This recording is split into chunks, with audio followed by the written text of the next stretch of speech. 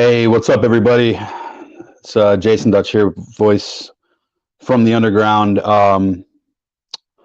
podcast where politics and pop culture collide. So, real quick, thanks for anybody who's joining in the stream on Twitch, uh, voice from the underground, Facebook, Twitter, etc. Leave comments. I'm going to kind of rant for a second here, and also, this is the first time that I've ever shared a podcast video on my personal Facebook page. I am going to fucking delete it, or at least try to set it to private afterwards, because I don't want that on my Facebook page permanently, but I do want to let people know, a lot of people don't know what we do with Voice from the Underground Media, and we try to be a rational, independent thought group, but that's difficult to do in this environment. So I will, if you like what you hear here and you want to continue to hear my rantings off of my personal Facebook page, you can do one of four things. You can follow us on Twitch at twitch.tv /VFU podcast. You can follow us on YouTube, which is youtube.com /voice from the underground podcast. You can follow us at and you can follow me on Twitter at Dutch Jason. That's DUTCHJASEN. All right, so let's get into it.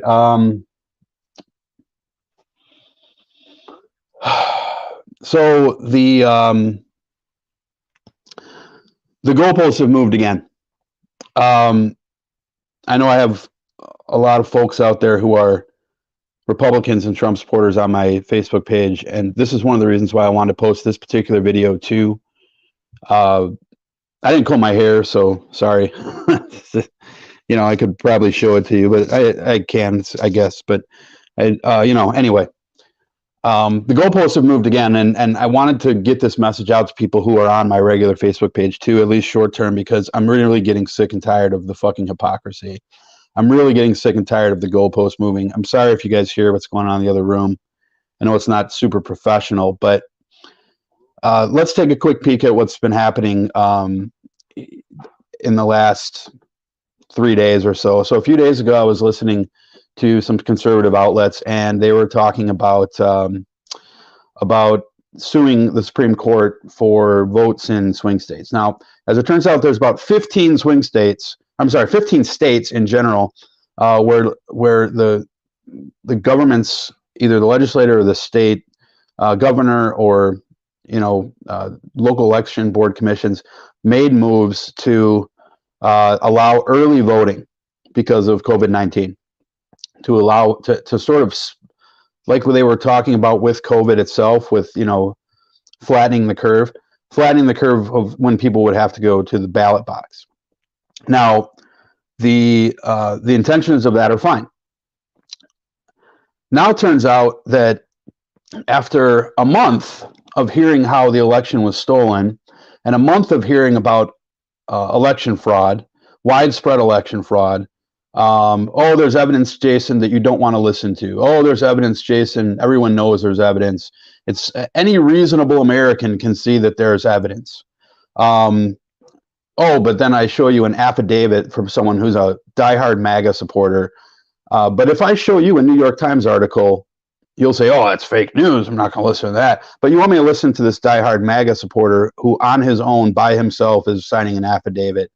Because I have, there's 70 of them. Yeah, there's 74 million crazy MAGA people in this world. And I'm sorry if you're one of them, but here's why I'm pissed at you, okay? And this has to do with the Texas lawsuit, because you've moved the goalposts now from and actually, let me just address this comment here from Twitter. It's fair for Republicans to challenge the outcome of this election for 6 weeks after 4.5 years of Dems refuting the 2016 election. Okay, yes, you can 08. Let me answer that question real quick. This is completely different. That's a false equivalency in a lot of ways. That's not to say that I was a fan of the behavior of the left after 2016, but they were pissed off because of the fact that we had a guy in office now who's a fucking bigot. Okay, I'm sorry that if people get upset when they hear bigoted things come out of people's mouths and misogynist things come out of people's mouths and know that the person has a background of tax evasion, etc., and is constantly lying, that they'll be upset about it. But the right has spent the last 4 years talking about how there's a movement to undo the 2016 election, which is completely false because of the fact that they weren't trying to undo it. They were showing they were dissatisfied with it, which is fine. The right can do that right now, too. They're on the corner every day down the street from my house. That's fine. I don't try to run them over. You have every right to be to protest, every right to feel disenfranchised. And the left did that as well. The difference is we're not trying to the left didn't try to overturn an election. They investigated Russia, and then they had the Ukraine impeachment trial. That's not an overturning of an election, because Mike Pence would be president, not Hillary Clinton. In this particular case, it is the polar opposite of that, because it would be Donald Trump that they want to keep an eye. They don't want Kamala Harris as president. They want one person only, Donald Trump. That's it.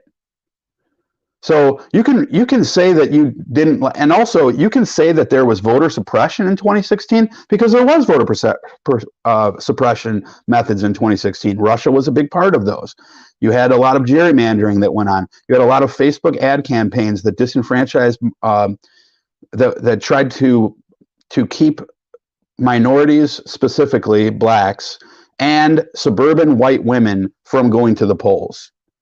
Because there was 4 million voters that voted for Obama in 2012 that did not vote at all in 2016. And those 4 million were obviously the difference. So thank you. Yes, you can't wait for that question. There's my answer to it. Now back to Michigan. And again, another comment here. The left's investigation of Russia meddling in the election in 2016, creating the outcome. I need you to be more clear than that. I'm sorry. But the and I'll circle back to any other comments. I see a few of them here. Well, because I didn't get to go. My wife just said, why am I supposed to be at work right now? But I'm not. But I'm on Facebook Live. Well, we're supposed to go to work today, but went into work and they told me they don't need me today. So guess I'm not working.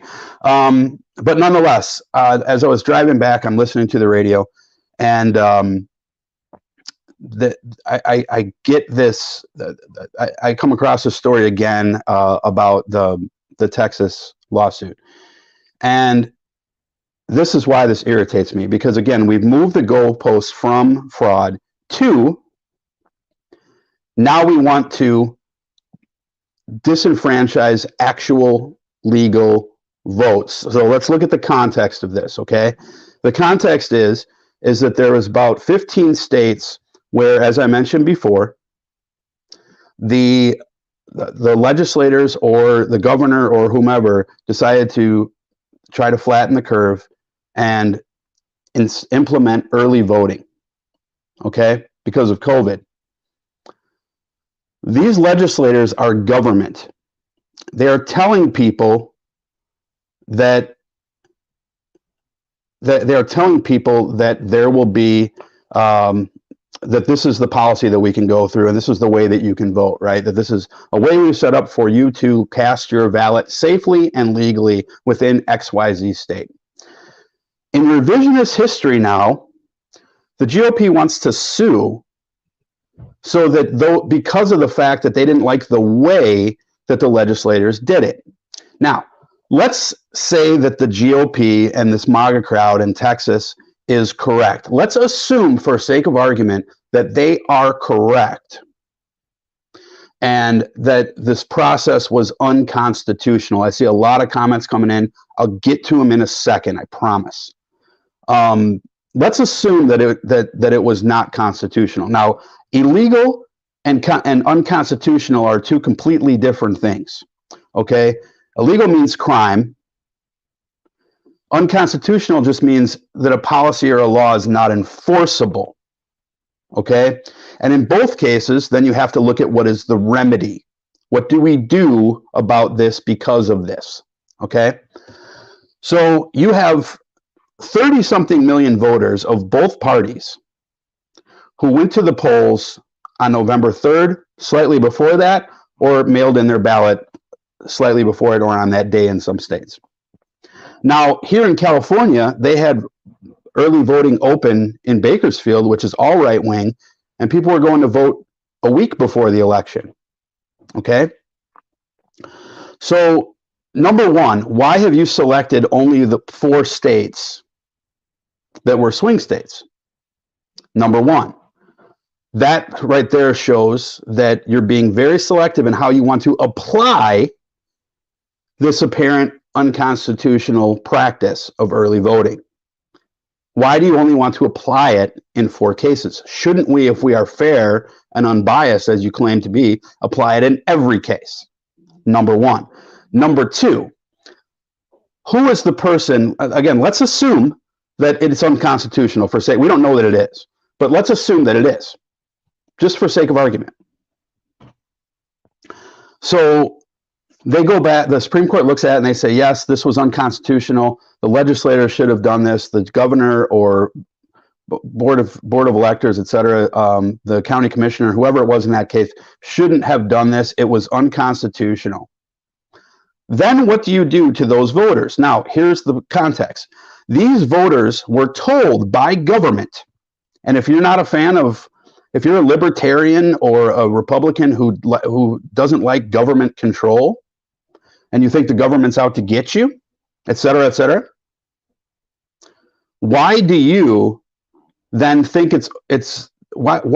actually, let me say it this way. You have to then agree that if the government tells you to do something and what the government tells you to do ends up to be wrong, then they want to come and say that you're going to get penalized for it, not the person who implemented the policy. That would be pretty fucking fascist, pretty tyrannical, and somewhat communist in a way. You are what the Republicans want to do is not only have the Supreme Court say, hey, we don't like the way that this happened. Yeah, there was a pandemic. Yes, it was good intention, but it was unconstitutional. So therefore, we will have a remedy that this sort of action can't happen again, or that we even possibly, and this would even maybe be going too far, call into question those particular votes and ask those people to revote or something of that nature, which I don't even think you can do. But even throwing away those people's votes would be wrong, because those people were told by government that they could do something. They then did it, and you want to penalize them for doing what they were told that they could do, because you don't care about their vote. You only care about winning. And that's fucking atrocious. Okay? That is a clear hatred for the democratic process, and screw you to anybody who says we're a republic.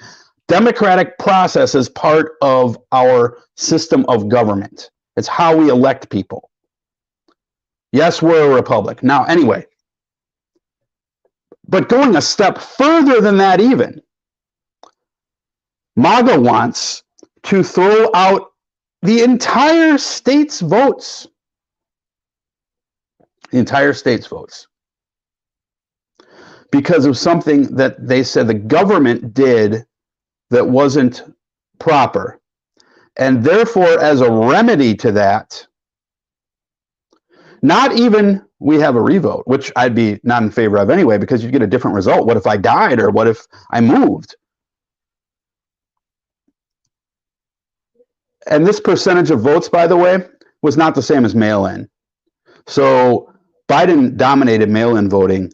He did not dominate early voting. Early voting was way closer to a 50-50 split. Okay?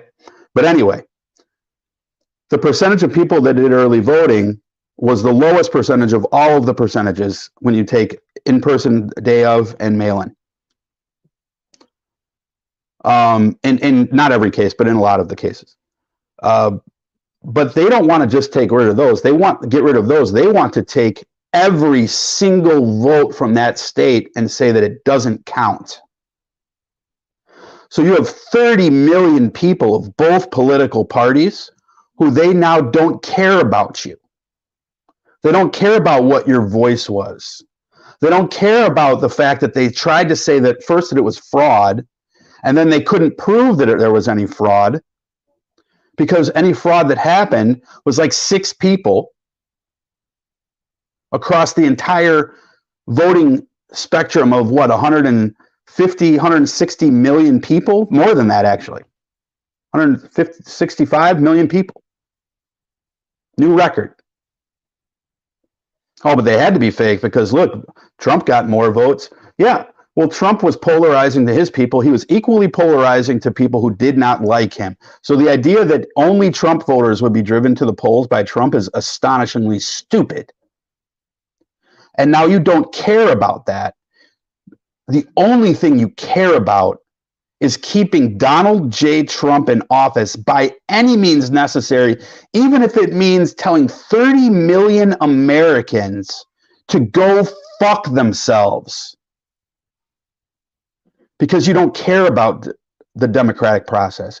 You only care about winning, and you think you're justified because you think you're saving America from a radical Marxist regime, knowing nothing of what the hell Marxism is, and confusing Marxism with Leninist communism, which is not the same thing. Combining social programs like Medicare for all, healthcare, and things that run along the same line as roads and police, other social programs, social security, and saying that's communism. How dare we take care of people?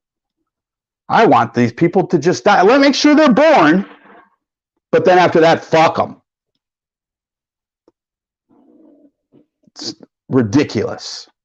It's ridiculous, and it's anti-American, and you hate America if you think that that's the case. You hate the democratic process. You want to live in a theocracy. You want to say it's justified because you're saving people from some radical leftist Joe Biden. Joe Biden is not a freaking radical leftist by any stretch of the imagination. Throughout his entire career is just absurd that he or Harris is that far left. Oh, but Harris, she voted, most liberal member of the Senate. Wrong. That doesn't mean you're the most liberal. It means you voted against Trump the most. Susan Collins is known as a moderate. She voted with Trump 97% of the time. But do they call her a radical conservative? No, she's a moderate. But Kamala Harris is a radical. I'm not a fan of Kamala Harris, per se. I didn't want her to be VP. I wanted Val Deming. But you're not saving America from anything. You're sending America down a spiral of subversion of the democratic process, of anarchy, basically, of dictatorship, of fascism. And you wonder, but Antifa. Now you see why they are there. I'm going to read some comments. I have a few here. I'm having CFC Samalado says Black Lives Matter. Investigation of 2020 is that their American meddling by the Democrats is similar. You can, again, go ahead and investigate whatever you want. Pull up whatever affidavits that you want, pull up whatever video that you want, but if they're not admitting it into court, then it must not stand up to scrutiny. And I'm sorry that that's the case for you. But again, fraud has failed. We all knew it would fail. There's still people out there saying there's fraud. They're still going to try to push that one because it's the creation of doubt that is important, right? The creation of doubt and the creation of fear. And this is why I'm no longer a member of your damn party, because you completely lost your way. And I, of all people in the world, am trying to be a moral compass for the freaking Republicans. That is just ridiculous that I have to be that person, because I am not perfect. I am hugely immoral in a lot of ways. But if I'm the one, if I look and I'm like, why is my compass that I was given, my Sunday school self, looking at my compass and saying my compass is going this direction? It's always gone this way with the GOP, and now it's going the opposite direction. What the hell happened?